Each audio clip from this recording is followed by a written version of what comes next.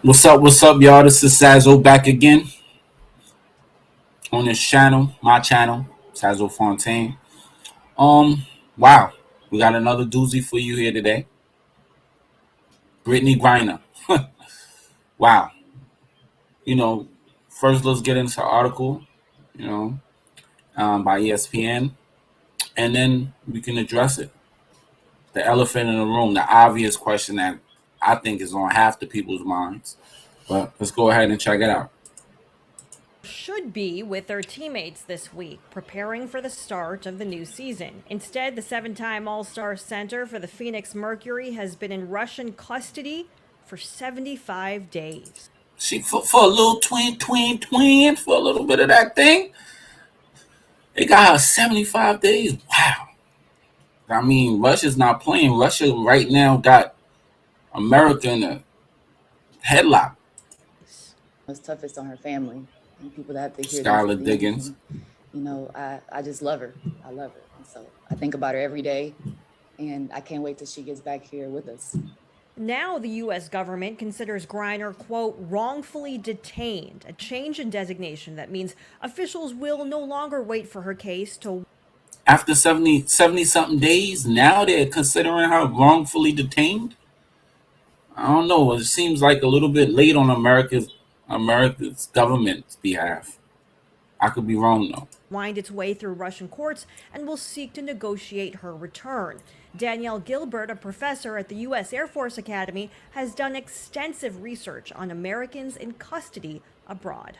We don't know if the United States government thinks that Brittney Griner is a hostage, but we do know that the U.S. government has decided that there is something fishy about her case. After 70 something days, for some weed, weed oil, cannabis oil. 72 days? I'm not saying, should be jumping into everything, every affair abroad, but for certain situations, you got to have a little bit of an investigation. But I guess, WNBA isn't making that much money. Worthy of getting involved. The Mercury opened its preseason last week with almost no mention of Griner as her family tried to keep a low profile on advice of the State Department. Meantime, the WNBA announced Tuesday it'll be putting her initials and number on every court league-wide, and her agent is keeping up public pressure, telling ESPN our expectation is that the White House do whatever is necessary to bring her home. I think the White House should have been doing whatever was necessary to bring her home. But it's not a priority right now for the White House. I want to caution against too much optimism because these cases can take months, if not years. Wow. Years for some hash oil? I mean, I think it's really based upon what's going on right now. That could be a little bit of my conspiracy theory, but realistically, I'm gonna address it. But the good news is that the U.S. government is now on it, and now 70 something days. She's been locked up for a while. 30, 60, 90, almost 3 months. That they have decided that her case is worthwhile for intervention of some sort.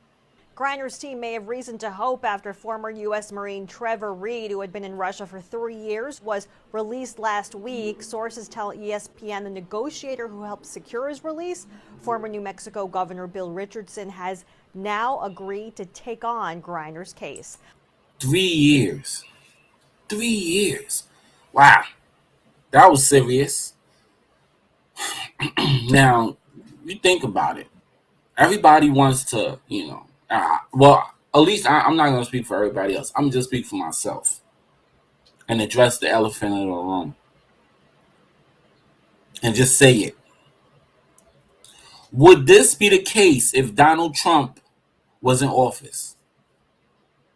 Would this be the situation? I don't think so. I think she would have been released if Donald Trump was in office and he still had that relationship with Putin. I think When the Ball brothers or one of the Ball brothers got locked up in China. When ASAP Rocky locked up,